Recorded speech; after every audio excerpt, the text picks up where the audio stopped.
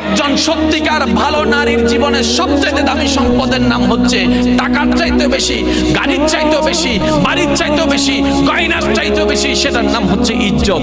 একজন মেয়ে সব দিয়ে দিতে পারে, ইজ্জত দিতে পারে না। একজন মেয়ের সবচেয়ে দামি সম্পদ হচ্ছে ইজ্জত। এবার ইসলাম বলে আমি তোমাকে ওর সামনে যেতে নিষেধ করেছি যেখানে তোমার ইজ্জতের উপর হামলা হওয়ার ভয় আছে, ওইখানেই যেতে বলেছি যেখানে তোমার নিরাপত্তা আছে, ইজ্জতের কোনো ভয় নাই। সুবহানাল্লাহ। একজন সত্যিকার ভালো বউ তার জীবনের সবচেয়ে বড় নিয়ামত মনে করে দুনিয়ার তার স্বামীকে, কারণ সবাই তার সাথে বেঈমানি করবে, আমার স্বামী কখনো আমার সাথে বেঈমানি করবে না।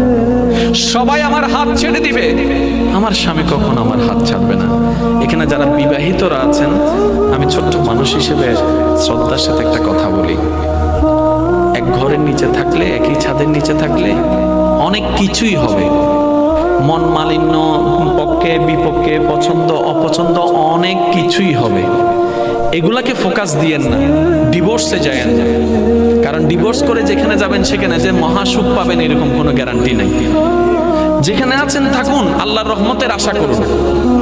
স্বামীর কাজ হচ্ছে স্ত্রীদেরকে মায়া প্রদর্শন করা, মহব্বত প্রদর্শন করা, কেয়ারিং প্রদর্শন করা, আর স্ত্রীদের কাজ হচ্ছে স্বামীদেরকে ভক্তি করা, শ্রদ্ধা করা, সম্মান করা। দুইজনের পক্ষ থেকে যখন এই ইসলামের নিয়ম দুইটা চলে আসবে, অশান্তির সংসার অশান্তির হয়ে যাবে। সুবহানাল্লাহ।